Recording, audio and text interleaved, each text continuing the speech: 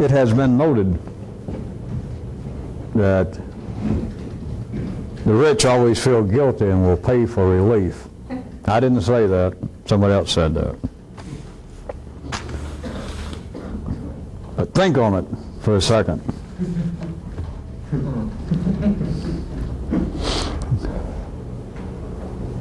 The rich always feel guilty. That'd really be enough, but the whole sentence, as I recall where I saw it once. The rich always feel guilty and will pay for relief. I don't know whether I get the last part of the sentence. But let me straighten out the sentence for you as always. I'm glad to do it. I'm here anyway. My tricycle had a blowout, so I got a few minutes while it's being fixed. It's not guilt. Fear. The rich are always fearful and they will pay for relief. Or the rich are always fearful. If you just want to stop the sentence there for tonight. Now, as you might expect, I would like to ask you the musical question then. Who is the rich? I thought you were going to ask that. All right. Let me tell you from a revolutionary viewpoint that the rich, in the case that I'm going to make this sentence fit, the rich are those who accept such things, and then of course have such things, as we're going to look at that way, as some success.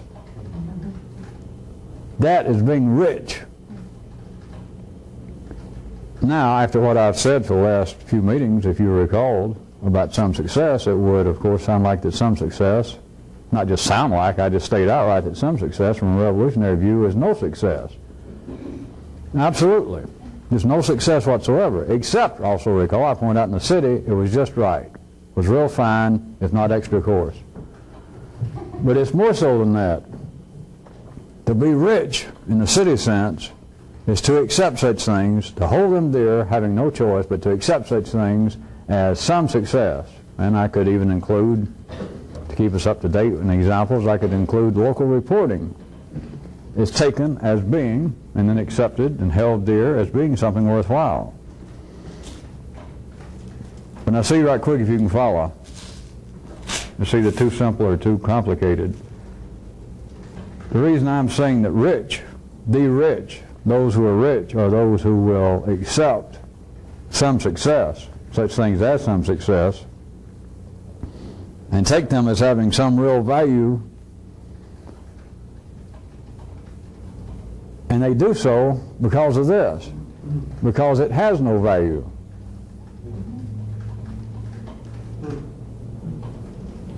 But it's all they got, and everybody fears they're going to lose the illusion.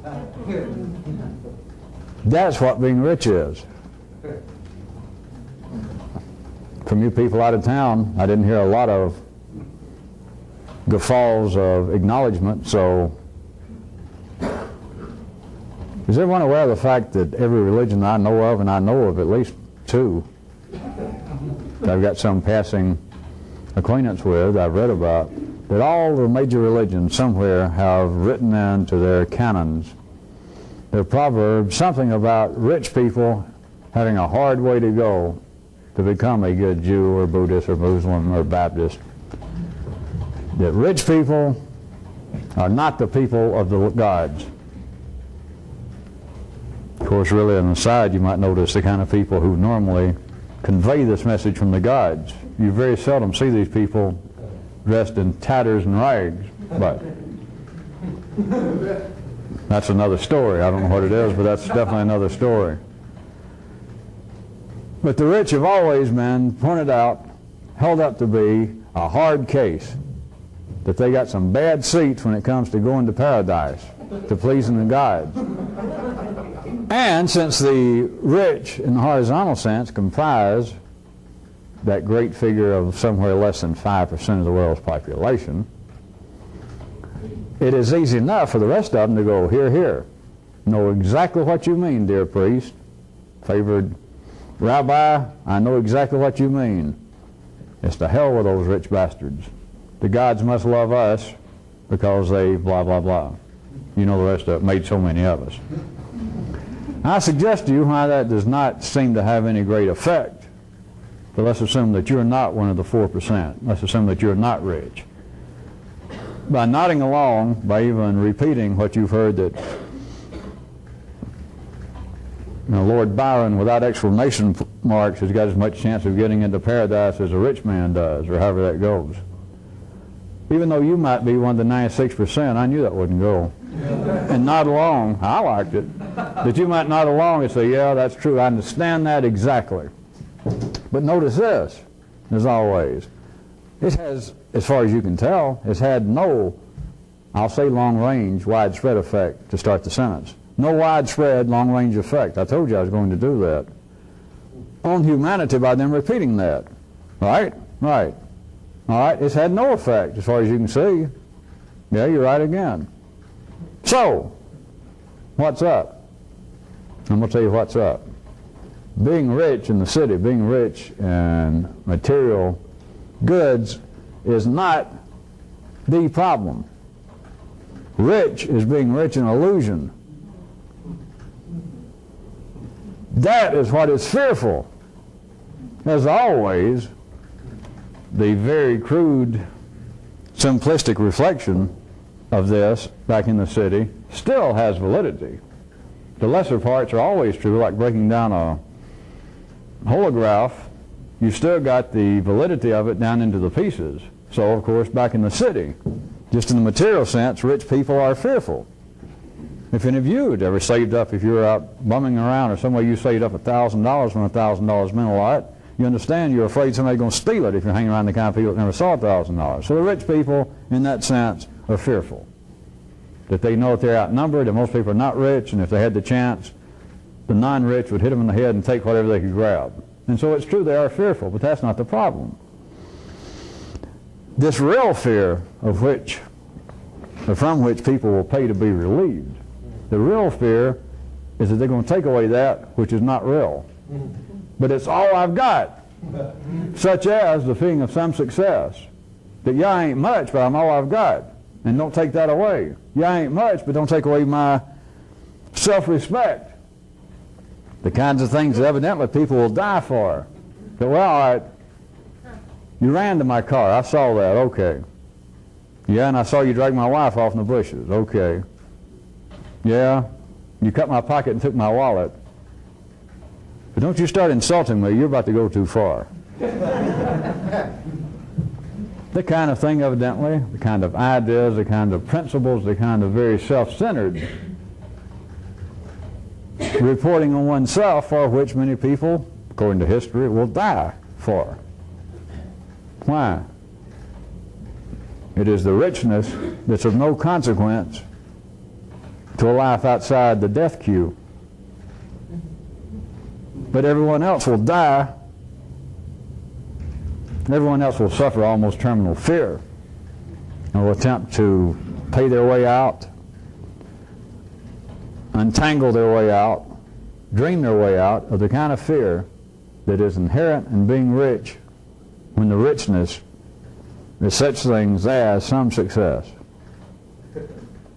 which is everybody's gauge in the city of look what I've done. That's all that's available. So what else will people fear losing? What else will people be prepared to, if not die for, to fight for? The fear of all they've got. The fear of losing all they've got. So back to the original, or my opening statement, that the rich always feel guilty, and I simply replace the word guilty with fear. But now you can jump back, if you can see it another way, you can see the basis. Or you might be able to see one of the ways of how one word, one idea can spring, I'll take it from the city to the other view, to the bushes, or you can begin to see the basis that if in the city, for instance, they were discussing this, let's assume that in the city they would say that guilt is psychological as opposed to the physical fight of the nervous system, fight or flee syndrome.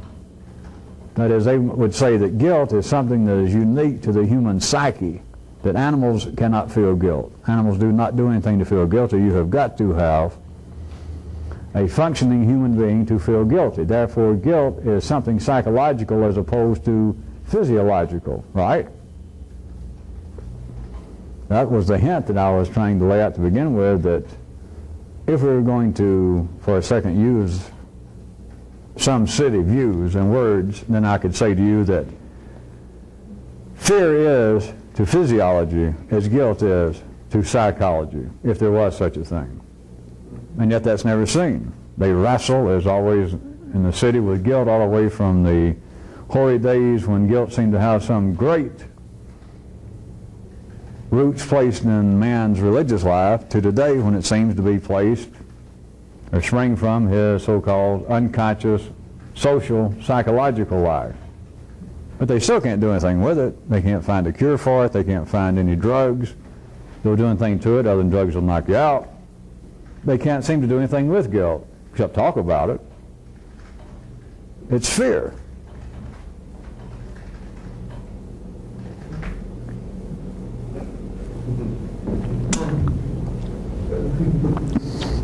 Now let me ask you this. What would a real revolutionist, do you suspect, have that he would fear to lose? Let's all think about it a second. I'm thinking.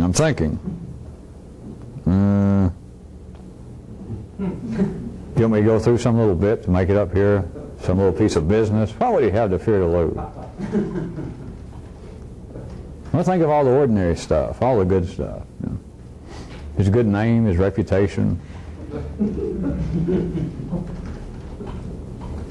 I can continue along that line, but I think you get the drift. But then, if any of that begins to strike you as, wait a minute, that's not all that funny, then it shows that you have never, begins to show that you've never had any clear comprehension of me, of Kairut and me, throwing out such things as a man has no business having a hero, or there's nobody, once you begin to know what you're doing, that's capable of judging you, awarding you any kind of prizes.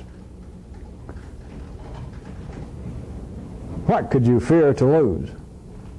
Now, if you believe that there's anything in what appears to be the world of the spirit, or the world of the psychological or social world, you're standing in the line, the community, I'm sorry.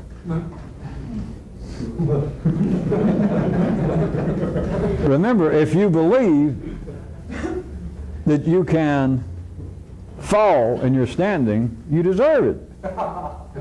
I looked at it another way. If you believe that you can fall in your social standing, you can. It is just as real as where I started the opening paragraph of the kinds of things that the rich, in the definition I gave you of rich, are what they fear to lose. That which is their soul illusions. So if you believe that, wait a minute, I can make such a serious fox pass socially that I could drop in my standing.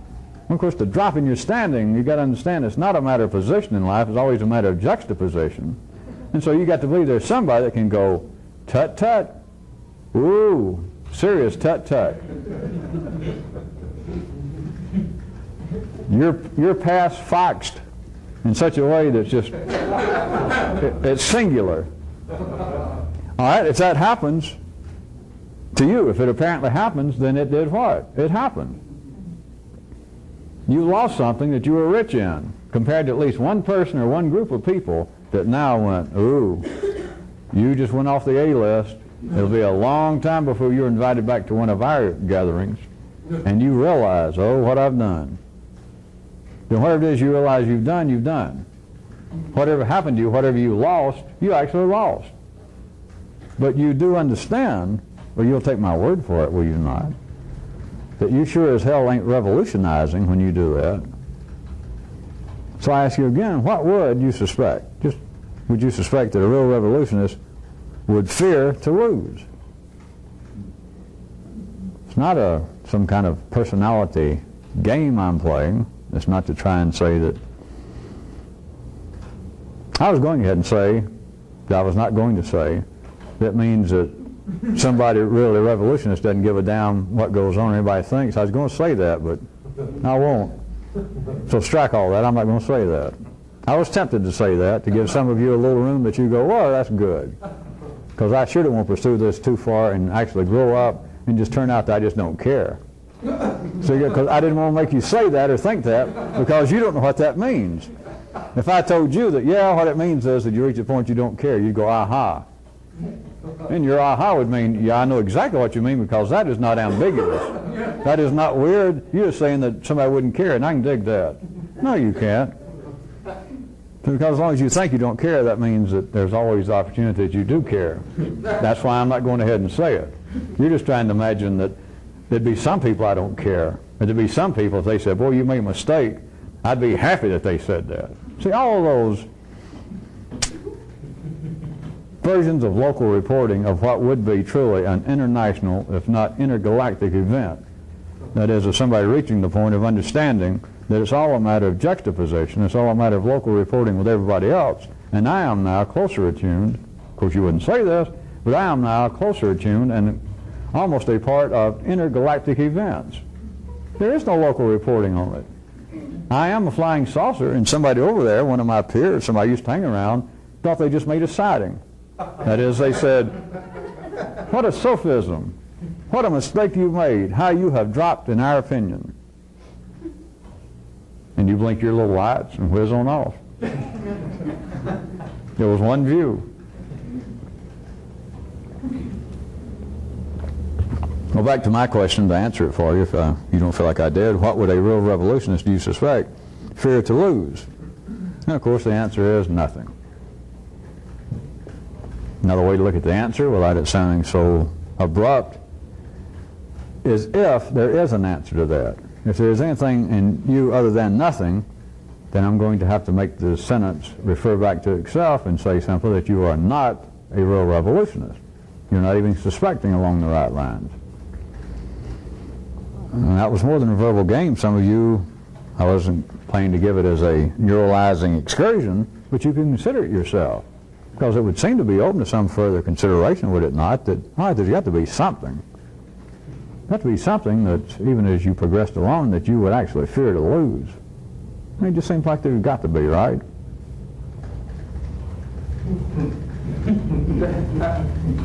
Yeah, there's got to be. All you got to do is just try just a teeny weeny little bit. Just a teeny bit. And it's like you have a whole audience of people wanting to assume that the person in you asking the question is Monty Hall, and everybody wants to, choose me. Here I am. But suddenly there's this whole plethora of possibilities of, yeah, I may be pushing right along, but boy, I wouldn't want so-and-so to think that about me. I wouldn't want the world to change their opinion. I would not like the local reporting of the rest of the world in regards to me to be along such and such lines. I could break down the sentence, seeing as how we are meeting right now above the world-famous Bertrand Russell Lounge, Buckhead's Faux Bistro, where the elite, empiricalist, and determinists meet. It just struck me that we could pursue good old Birdies and Whitehead's logical, autonomous school of breaking down sentences over and over to get to the truth, that you could break them down finally to, you break every sentence down to this atomic level. You keep breaking it down until you got to a place that would not break down any further. That was their atomic level, wherein you were then getting closer through verbalization to the truth. So, how about this, instead of me just asking, since it's appropriate, of what would a real revolutionist actually fear to lose? How about break down the sentence a little more? What would a real revolutionist actually have? Well, sure, you own stuff, but what would he have? Try it that way. Forget possessions. Forget ordinarily rich. What do you actually have?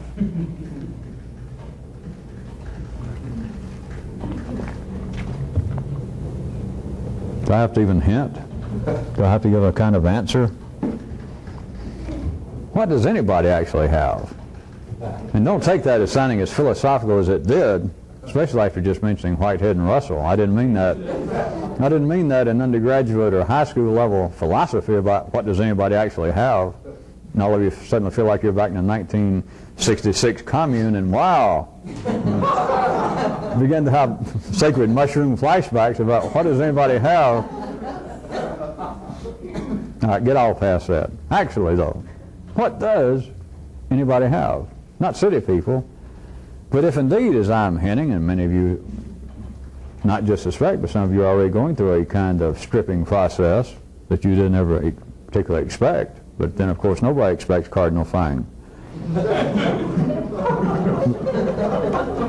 But not just throwing away your possessions and giving up stuff, but of less and less of your energy seems to be now devoted to, tied to, a kind of local reporting, a kind of local validation of yourself, right?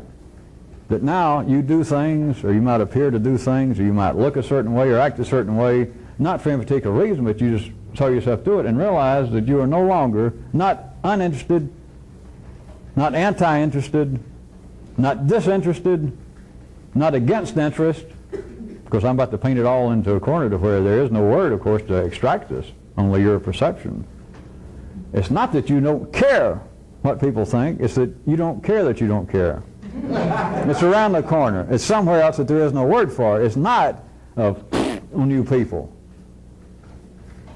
Because you still clearly see, this tiger is still behind the door, the nervous system still is babbling to some degree. The molecules are still moleculing, the neurons are still neuroning. And so there it is, and you're aware of the fact that, aha, somebody laughed at me, or somebody, those people right over there, they may be all dressed up, they could be in a Rolls Royce, and those people are actually, they actually believe, so to them it's true, that they are actually looking down their nose at me.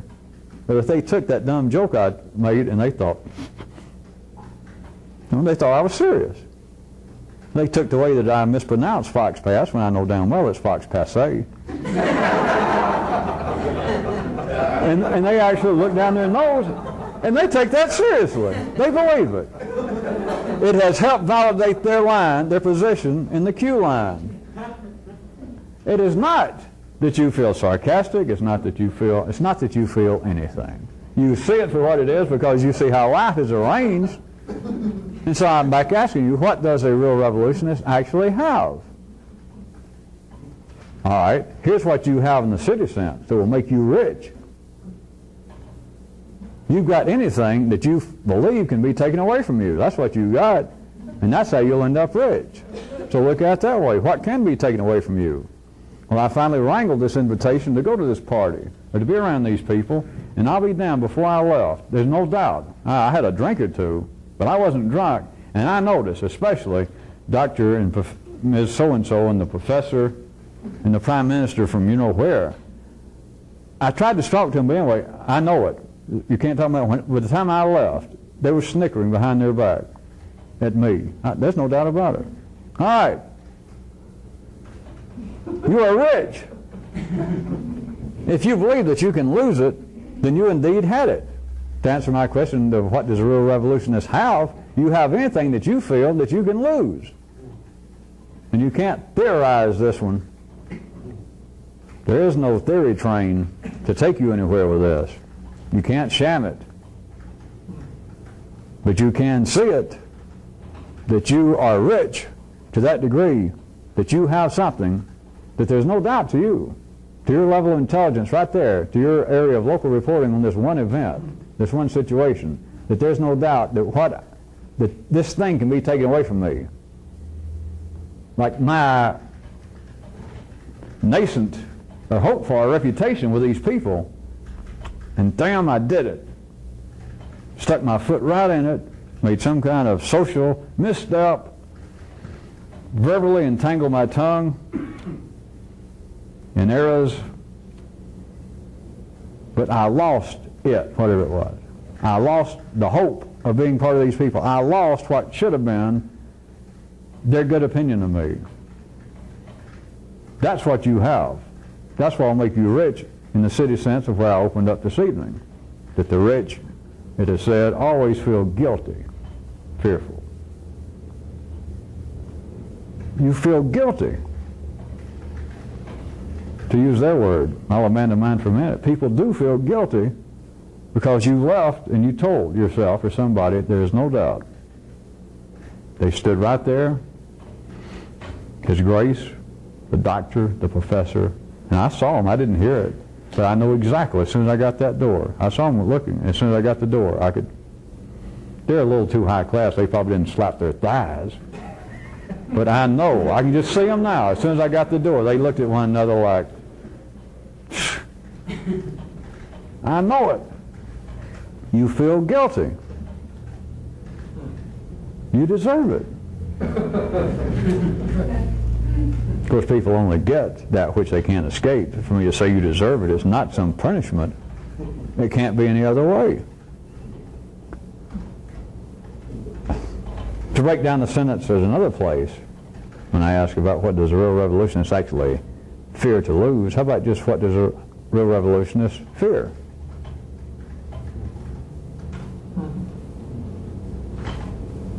What do you suspect? What would be appropriate? Well, let's play Bertie Russell again and break it down. Think of all the things that you wouldn't fear or that you feel like, well, I shouldn't fear. I do fear that people are going to laugh at me, and I feel sure that you're probably right, and maybe someday I'll get over that. But actually, what do you fear, even if you discount the ones that you don't approve of? Let's discount the fears that you, how should we put it? I got it. The ones you feel guilty over. Let's discount those just for the sake of this little dialogue here, of which you're the tacit partner. But discounting those, what would you suspect that you would have any right to actually fear? Being forced to eat a razor blade salad? I don't know.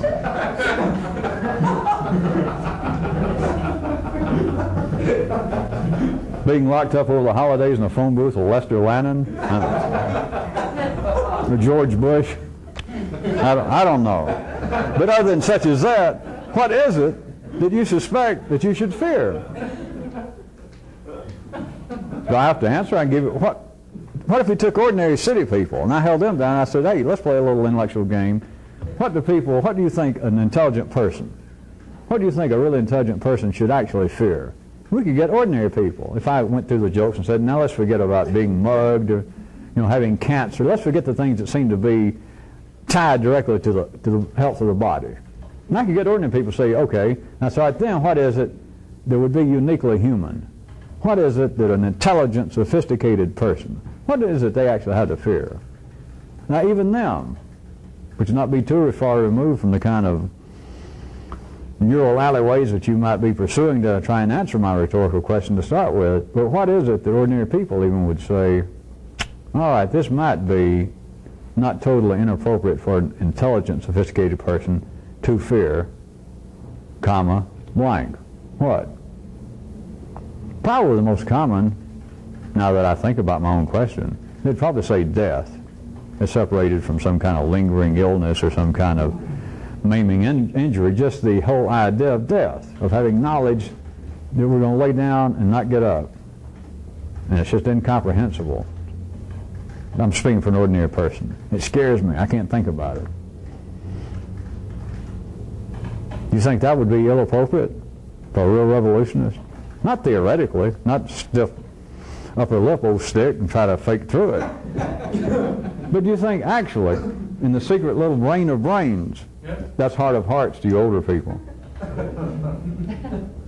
Do you think that it is, would you accept the fact, would you believe that it's not actually or totally ill-appropriate for someone who had some sort of alternate view, some new intelligence, to still be afraid of death? I didn't mean that as the sole example. I just picked what I would guess would be the most common even with city people. But now back to you people. Beyond that, can you think of any other possibilities? What is it you have to fear? What? Of course, whatever comes to your mind is what you got to fear. There ain't no sense us discussing it. Whatever leaps right up to the edge of your brain's lips and goes, and that's it.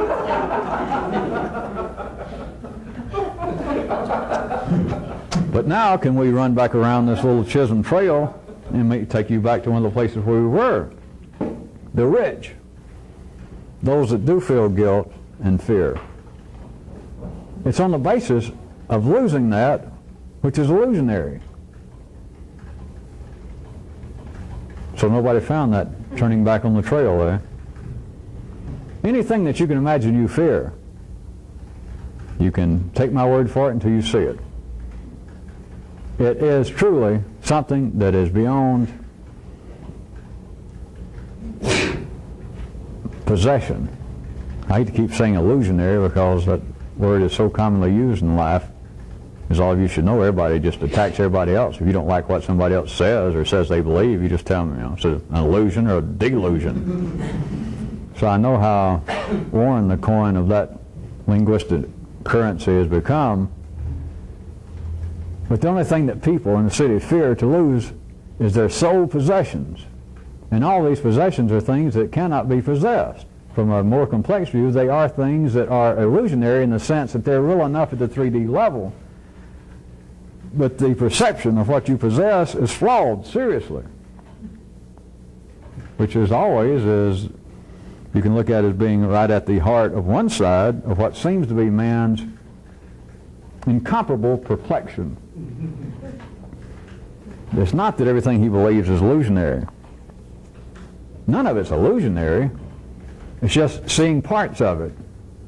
And only having parts, no equations ever come out right. No sentences ever reach any satisfactory completion. No questions are ever totally answered.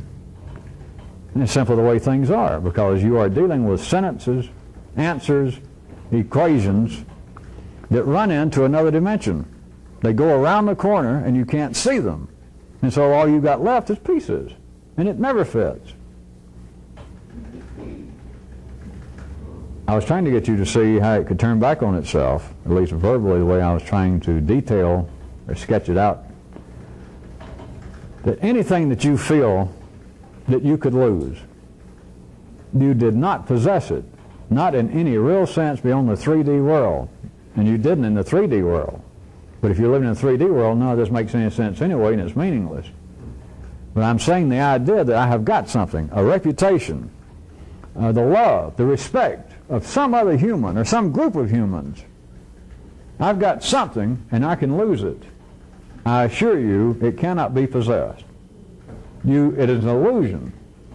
Not in the city. Because if you can lose it, it's not an illusion. It was real to you. But I'm saying to what a real trooper should be.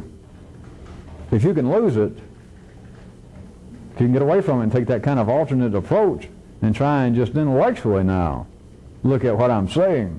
If it's something that you can lose, you did not possess it. Of course, simultaneously, if it's something that you can lose, you did lose it. It was real. And there is no making fun. There is no laughing at somebody that says my life is ruined. I made such an ass of myself at that affair last night. The very kind of people, the very strata of society in which I have striven to gain entry there too, in a split second, I have ruined my life. There is no laughing at that. And to say, well, you dumb person, that's just an illusion. Who cares? It is just as real as it can be. It's as real to that person as if they had fallen down and cut the palm of their hand in a serious manner, and they're bleeding. They can feel it. It is just as real. It is not, ha-ha, what an illusion. Because if that is what happened, it is not an illusion. Simultaneously, because it was something they could possess. I could have been a part of this aspect of society. I could have been in with this crowd. I was that close. I had an entree. There was some potential. In fact, some of them were already talking to me about me showing up for some of the later winter balls and some of the holidays. And just like that, I lost it. So I had something, I did possess it, and I lost it. If you did, you did. If you did, it was real. It's not an illusion. Simultaneously. But I still don't believe that enough of you have seen. Simultaneously, from the more complex view, if it is something you can lose, it's an illusion. That's the only reason you can lose it. That's the only reason people fear it. It cannot be analyzed by the 3D mind. But the reality is this is not real in any more complex sense. But the part I've got is a piece of something else. And the part I got is, to say the very least, ephemeral. So what I've got, in sense, in essence, is an illusion. But it's all I've got. It's all an illusion, and I cannot lose this. I may not mind if I did lose, maybe not just cut my palm, maybe I could lose a couple of fingers. It wouldn't look good, but maybe I could put on a black glove and then put a patch over my eye and try and bring up some kind of hint about stories about my time that I've spent in the late 40s in India during some of that unpleasantness there. And so you could do it. You might get by with it. But you get past that with people about losing a couple of fingers or lose their fortune even. But start saying, lose my standing at the club, with the people, with my crowd, the crowd I hope to be with. That is what takes on the feeling of fear, of importance. But it is an illusion, simultaneously with it not being an illusion. We got to turn the tape.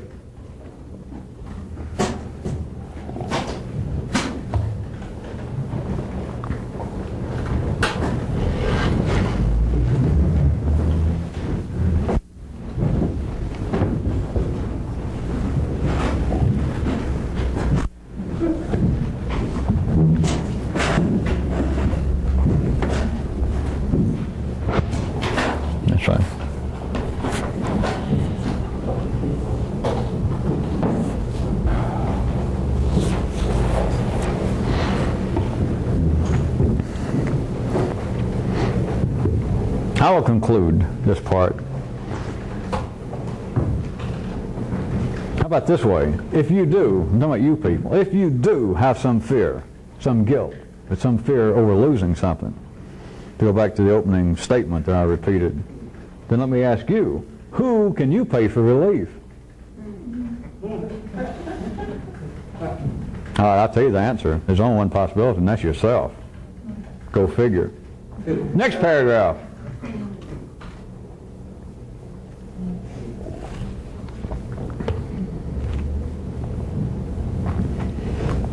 A little thing that keeps bubbling up, popping up.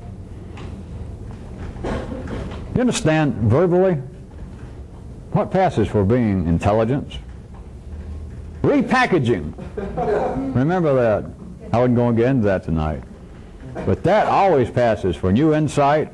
Real intelligence is to repackage. So here it goes. I was saying, the reason I got off on that for a second is me saying this keeps bubbling up and popping up. And I'm about to put a couple of names on it and like, well, all right, let's talk about an area that seems to have real continuing importance in you people's lives. Well, and it's like, and I'm fixing to do it, like I'm going to talk about, I'm going to put a couple of names on it that you'll immediately see. It's nothing weird. Oh yeah, that happens with me. But it's not some area of life. That's packaging. It's life. But here we go.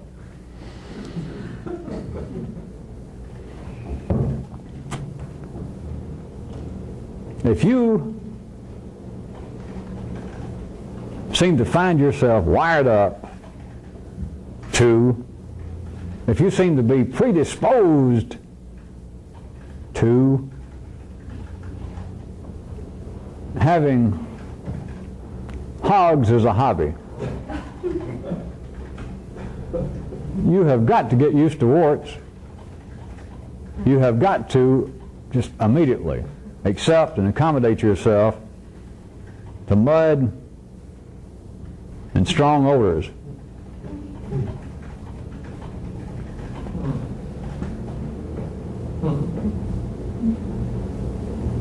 Talking about life. All right, hobbies. By hobbies, I mean also that which seems to be your almost destined field of interest in the city. You know by now, or you should remember, that stretch hobby as far as you care to. It's a combination, I mean, of vocation, avocation, apparent reason to get up in the morning in the city sense. Your area of talent, your field of interest, your dreams of pursuing a career, a profession. Finding Dorothy somewhere down that great yellow brick road. It seems that at times I can grab some of you people a certain way by the neck, and I can do this, and you go, yeah, I see. And as soon as I let go, nobody sees. And that is, if you're going to have hogs as a hobby, you got to accept the warts. That's it. I guess that sounded too down home. It didn't get the kind of, it wasn't literary enough. I didn't make any kind of allusions to 17th century poetry or particle physics. But that is a totally escapable fact to city intellect. People will insist that is not true. And if I put it that crude to people in the city, to city intelligence will go, so what? Or somebody in the city might go, wow, that is fairly heavy. And then they'd say, well, you sound like an intelligent person to come up with that about, if you're going to have hogs as a hobby, ... And so, let me ask you a question, if I may. And if I was dumb enough, I might say, okay. And they'd say, I've had a hobby. All my life I wanted to be a writer. But I'll be damned, and then here it would come. Do you know what it is that was going to come? They're going to start talking about the warts of being a writer. They're going to talk about the smells of the world of literature. I mean, any possible thing. It doesn't have to be anything specific. They start talking about the warts of the world of being a writer. And if they don't attack editors, if they don't attack what seems to be the public's prevailing sentiment in the grand world of fiction or whatever it is they write, if I listen long enough, if they talk long enough, it'll get down to this. The post office of sending my manuscripts, it takes so long. It's bad enough that editors, when you send in an unsolicited, albeit great, undiscovered great manuscript, many of them will sit on it for 2 or 3 months just because they didn't solicit it, and they won't even open it, and they'll send it back to you. Because I know this trick about putting a hair across a seal, and they just send it back. They didn't even read it. They send it back to this form. It does not suit our present requirement. They didn't even read it, which is bad enough. And of course, I'm thinking, why in the hell did I ever say I'd talk to them? They'll say, that's not bad enough that they hold my manuscript, and I don't know whether to send it somewhere else. And I'd be sending it off to Harcourt Brace or somebody, and they might be interested in it, but no, Warner Brothers will sit on it for 2 or 3 months, and if that's not bad enough, the post office. I'll look down at the day that they dropped it in the mailbox in New York, and I'll look down at the postmark, and sometimes it's 2.5 weeks before it gets here, 1,000 miles.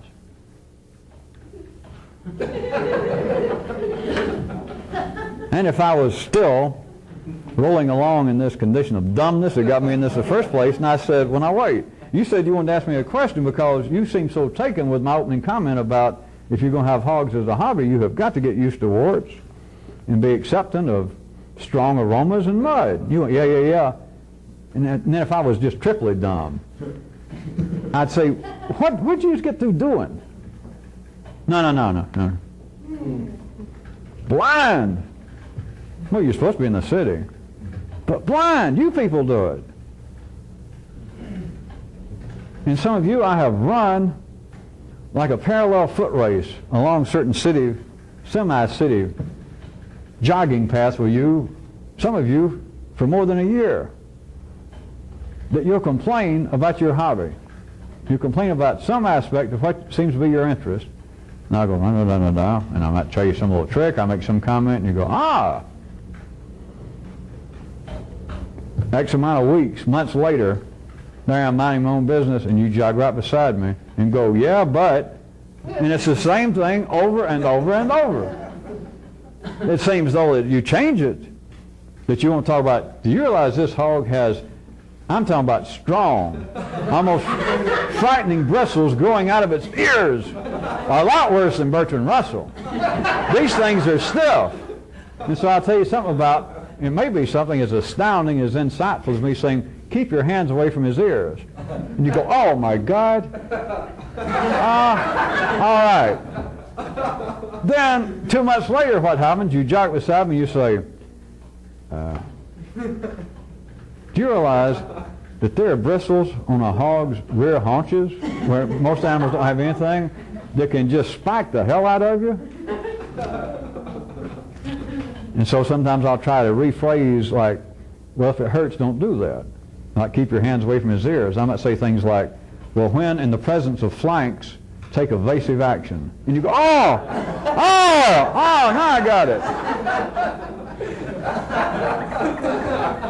But at times it's not just some specific physical directive I may give you like that. Is I try and say something to deal with the neurological, the intellectual, apparent tie to your hobby problem.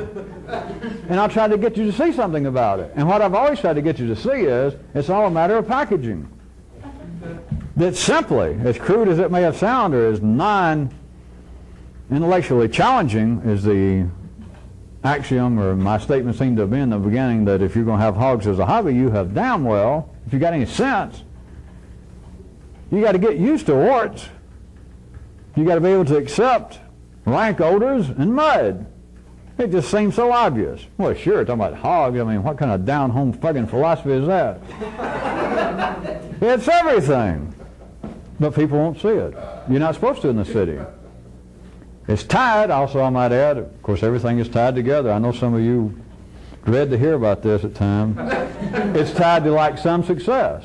Because as long as you're going to argue about the bristles on the hog, and that's your hobby, you're never going to totally succeed. Forgetting about his so-called objective standard, I mean, you might win the Americans' new writer award for the year at some great banquet, and they may say you're the greatest writer in America in 1989. But you're not going to feel that was successful. It's going to feel like some success. You're going to feel like that you still get stuck either fooling around with the hog's ears or around his haunches or somewhere. That it's always a matter of some success.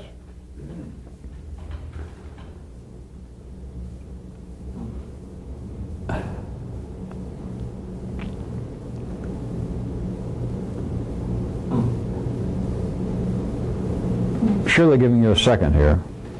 Can I drag you right quick? Even intellectually away from any recollection right now of hogs.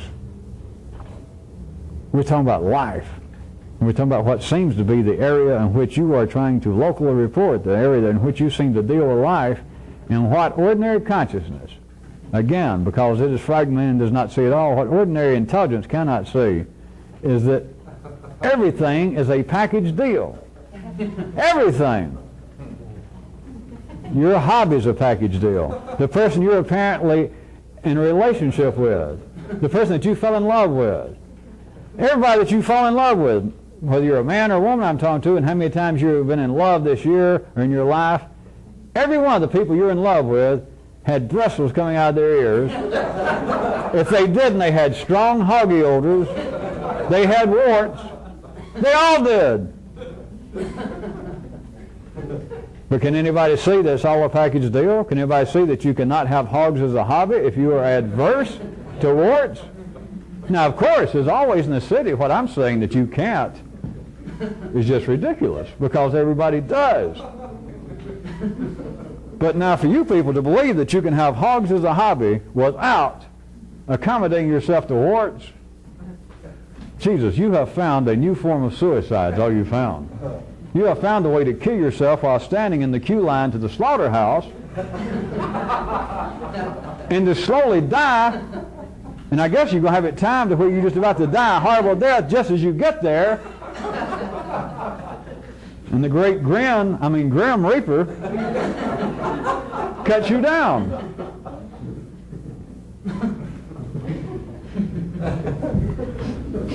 Ordinary consciousness, can any of you see this even mathematically to carry, if you're just trying to pursue even my paradigms, which are not ill-based, for me to point out that what you're dealing with, what can be perceived in a lifetime by a human with a nervous system on this planet is, in a sense, relatively speaking, what I refer to as the five-dimensional reality. So let's assume that you are in the midst of a five-dimensional reality, one that can be perceived. It has been perceived by people. But that ordinarily people can only perceive of continually three dimensions. The most intelligent people in the world, let's assume that. Do you see mathematically, remember numbers don't lie, that mathematically there is no way that an ordinary person will ever be able to take the package deal. That is, for them to say, all right, for me to say, you cannot have hogs as a hobby if you cannot accommodate yourself or accept warts and odors and mud. And no matter what somebody verbally say, well, yeah, that's heavy, I'll work on that. They cannot see it because we're talking about a five-dimensional, a more complex reality, and no matter what they say that, well, yeah, that has some kind of, no doubt, tropical meaning. I'm sure it does. That's meaningless to them. They cannot see that everything's a package deal. That is part of, are you ready, the hobby itself. So you don't have to be a famous author. You can be a non-famous author royally pissed over the fact that you're not famous. And part of it, perhaps a small part, but a small part is the piss-poor service of the U.S. Postal Service. Do you understand the hobby you got? Not only shaking your fist at the New York literary establishment and how they've got it, I'm sure they got it against some local guy like me from Snellville, Alabama. I'm sure they probably snicker at us. If that's not bad enough, the post office can't even get the manuscripts and stuff. It's just everything. Just the whole world. You got any more time I can talk to you about this? Do you understand that's part of the hobby? Do any of you remember some months ago I even pointed out that you cannot let yourself, if you're going to do this, fall into being an undiscovered, a non-famous something or other. You cannot begin to qualify yourself. You cannot begin to adjectivize yourself in such a way that, what is your hobby? You're sitting around the bistro. You say, well, right now I'm a roofer, but I'm a writer. I like to write. Well, have you had anything published, or how's it going?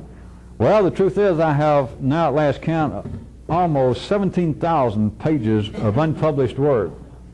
And that becomes your validation. That is your hobby. That's your hog hobby, is you're not just a writer. And the person asks you, well, have I ever heard of you? If you had anything published I could read? They ask you just in a non-aggressive manner.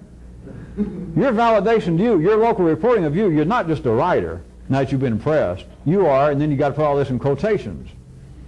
I am an undiscovered, ill-treated, overlooked writer with over 17,000 pages of unpublished great stuff. End of quote. Again, it's a hobby now, but it's a form of suicide. It's a continual identifying yourself. When they say who's dumb here, you don't have to raise your hand.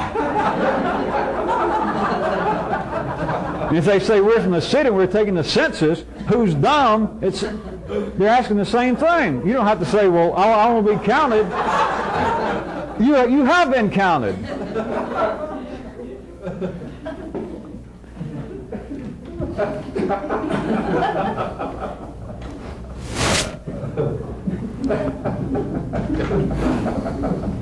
Only the fairly routine dumbites are going to spend any additional time once they see it, any additional time over wrestling over the smell of their hog, or the fact it's got warts and it plays in the mud, whatever it is. Music, art, literature, being a famous person, that's a hobby. That can be your hog. Wanting to be respected, all that illusionary stuff. But you have got to really be not just routine, maybe even exemplary, but even routine will work, of being a dumbite, to spend any time, any energy, any concern over the fact that the hog hobby includes, do you hear me? And you'll say, yeah, but it includes, not may include, it unconditionally includes and will always include warts, just among other things, warts, smells, and mud. There is nothing you can do. And right quick, even a city dumbite might go, well, all right, yeah, you're right. And that's the end of it. But if any of you people understood that, yeah, that's right, in fact, that's correct, what would you ever have to complain about your hobby? It's a package deal. Warts are not, there's no way to get warts off a hog. Let's establish that. Forget any kind of three-dimensional dream that they can be removed or the smell can be done away with. Your hobby, your interest in life is a package deal. Everything is a package deal. Nothing comes in a simplistic container. Everything, apparently, you picked out a hobby. Now, you were born with it, but you can say, well, I think I picked it out. I had certain interests, and I tried to pursue them. But holy Jesus of Alaska, the things that get in my way, that is, the warts on the hog. And if you get a glimpse of them to think, the number, of course, you wouldn't waste your time even doing this, but theoretically for a second you might think, I wonder what's the number of actual hours, if not days and months, I have spent up until now complaining about the warts on the hog. You can't have a hog without warts. Does anybody see that? Whatever it is that you think is your tie to some interest in life, the things you complain about would be like taking warts off of a hog. If you did, and it could be done, if you could do it, the hog, do you realize, would disintegrate.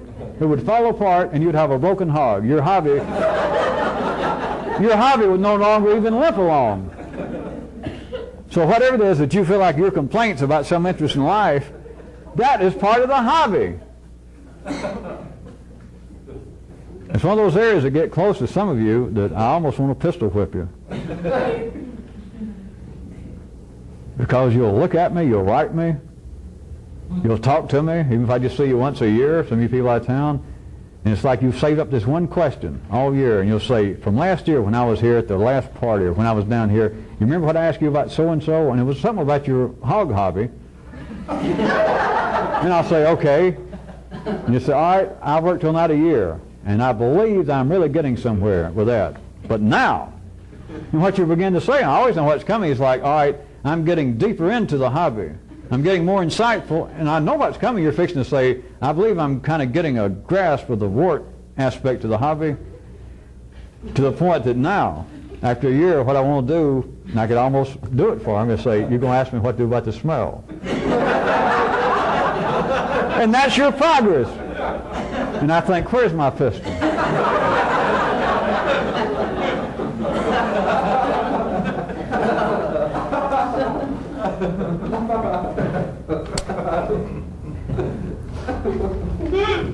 Well, I guess it should be obvious for me to even start off using the kind of example that came to me recently with somebody here in one of the groups asking me again about hogs as a hobby and me making it sort of funny and mud and warts. Got most people laughing.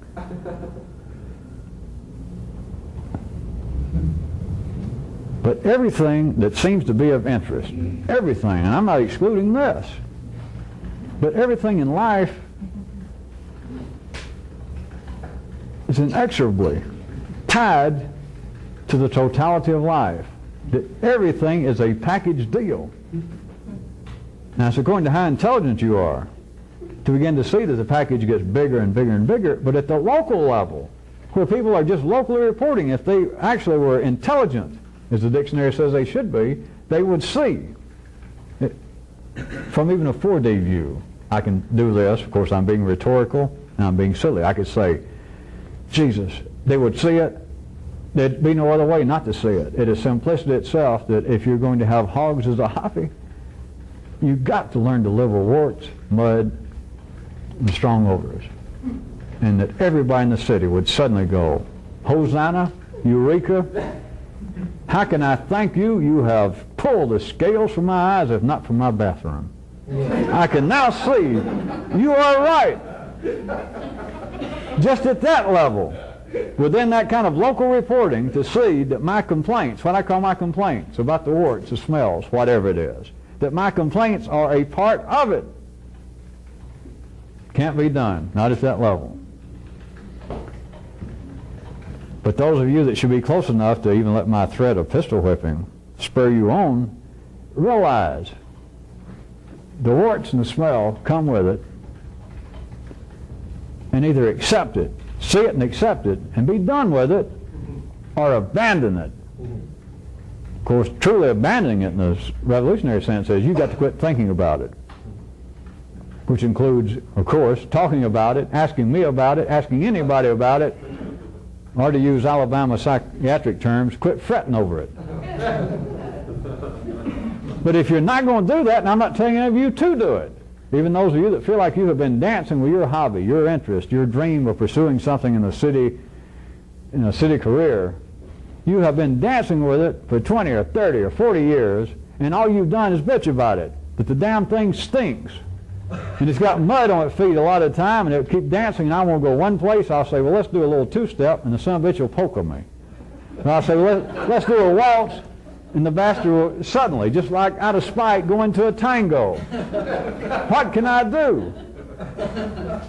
You can see that the hog hobby entails you becoming accommodating to warts, becoming accustomed to stink and the smell of mud, the appearance of mud. Either see it and be done with it, that is, go ahead and that's it. Or forget it. In the city, that's no choice at all. Of course, in the bushes, that's 2/3 of the real choice. Do one or the other. And of course, if you can do one or the other, then you have discovered the third choice that nobody knows about. Because even in the city, somebody can say, your mother can say, well, either do it or quit whining about it. And the kid says, what a choice, what a choice. Which seems to be no choice. Because even grown people, apparently grown people, can seem to do that to themselves. They think, well, Jesus, I'm either just going to quit it or I'm going to quit worrying about it. I got to do one or the other. No, they don't. No, they don't. And even when they think, well, all right, wait a minute, I will try so-and-so. And as soon as they do, then the partner is dancing because, what? And you go, yeah, you're right. And then you're back to, what? And it takes another step and you go, yeah, looked at from that angle. Yeah. The third possibility is, how much time we got? 20. Well.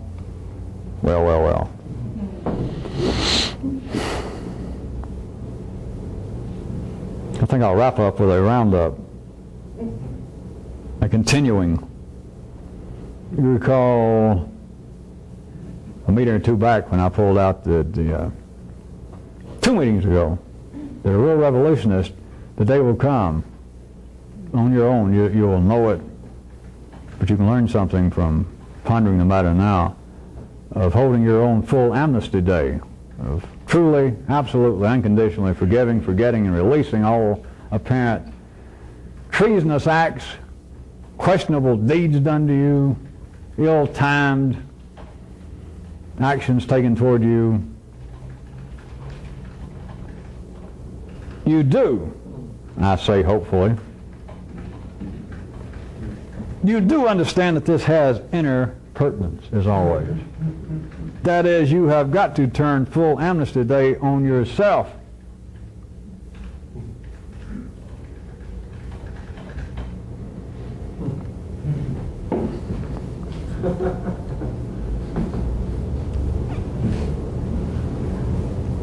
Does that need any further comment?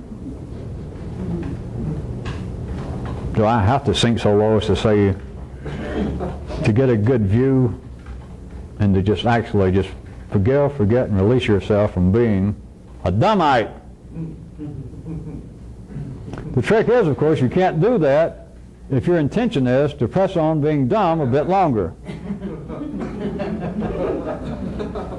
The beautiful majesty and justice of the way things are arranged, that you cannot hold full amnesty day for yourself and forgive, unconditionally forget, and absolutely release yourself from being a dumbass all this time, right until now. If there's any chance you're going to pursue this hobby any further, you can't do it.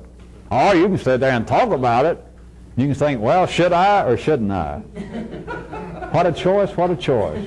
Can I or can I? It sounded good when he said it about just give yourself, grant yourself full amnesty for being a shithead and a pecker brain, a dumbass, just a routine city person up to this time. God, that sounds good. In fact, I know in my heart of hearts that's got to be something will happen. Is the time right for me? Could I do it now? Could I actually do that? Because remember, if you're not sure, Kyrute whipped that one on you in a different way several weeks ago, for those of you who weren't listening. If you're not certain,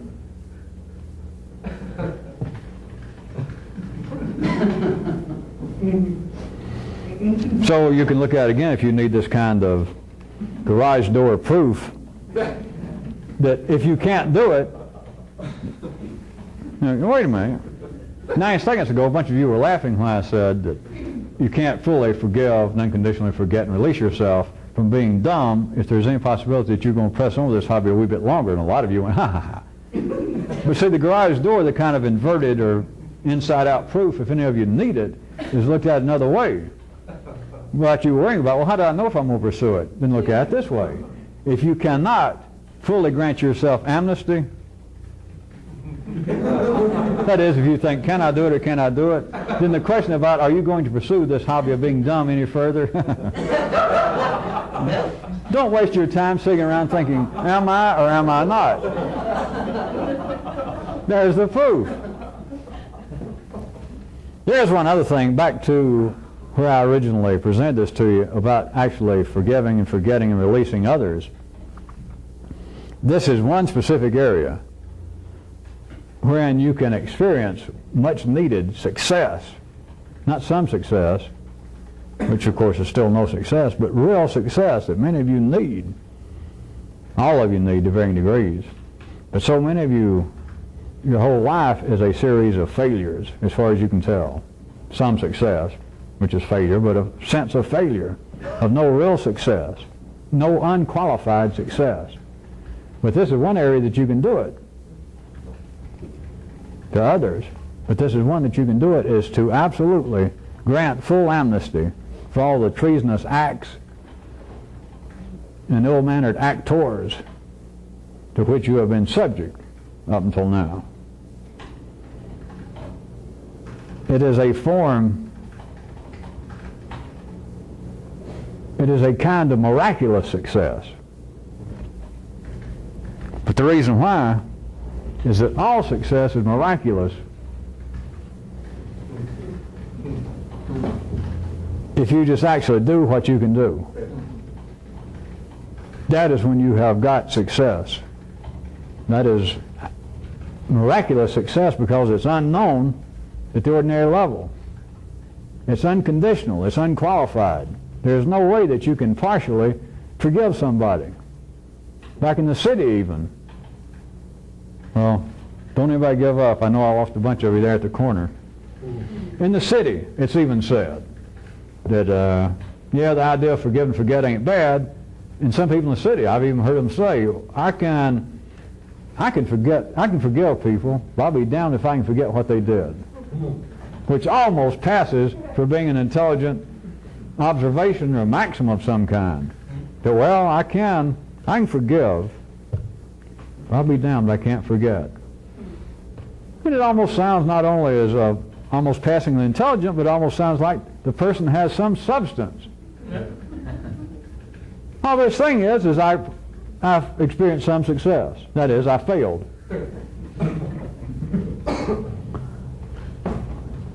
It cannot be done. The nervous system, under all ordinary conditions, cannot rearrange itself. It cannot erase the past. It cannot go backwards. The train only runs in one direction in the 3D world. That's all that people can perceive. Therefore, they can say, all right, I forgive. And all they're saying is, in a sense, is, all right, I have quit feeling as though that I am deemed, or I deem myself it necessary for me to pursue actively physical attempts at revenge against so-and-so. That's what people call, all right, I can forgive. That is, I've quit spitting up blood and getting drunk every night and wanting to go over there and burn his house down. All right, I don't know what. I guess, 20 years, it kind of calmed me down. But I cannot forget what he did. All right, I've forgiven him. And all this thing is I am no longer apparently driven to seek immediate physical revenge. They call that forgiving. And then they're pointing out, well, for some reason I can't actually forget it. All they're saying is, without knowing it is, in the 3D world, you cannot do anything with your nervous system. You cannot rearrange history. You believe that what you think happened, happened. What you remember happened is now indelibly written in the little history book of your memory. And people can't do anything with it. Oh, they can go pay a psychiatrist $100 an hour to hear him say, I can't do anything about this. And the guy go, you too.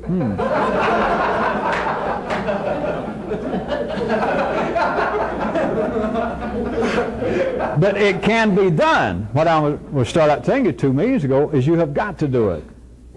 No way to fake it. No way to attempt it. Because if you attempt it, all you're going to do is have what? Some success. Which is what? Failure.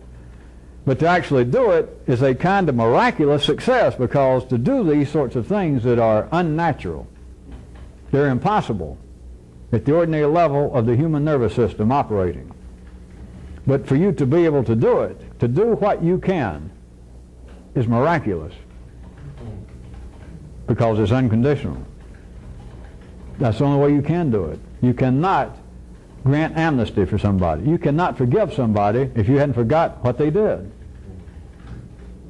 And you can't do that in the city.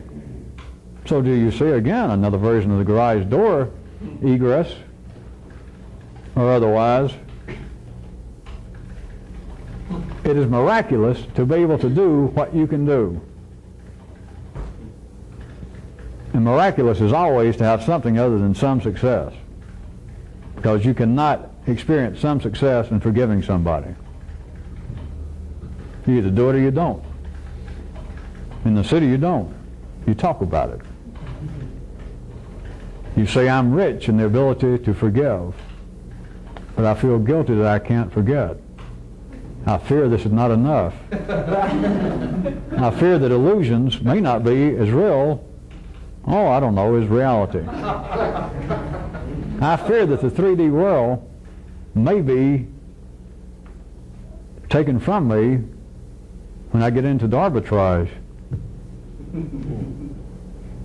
Don't write me. If you can't take a joke.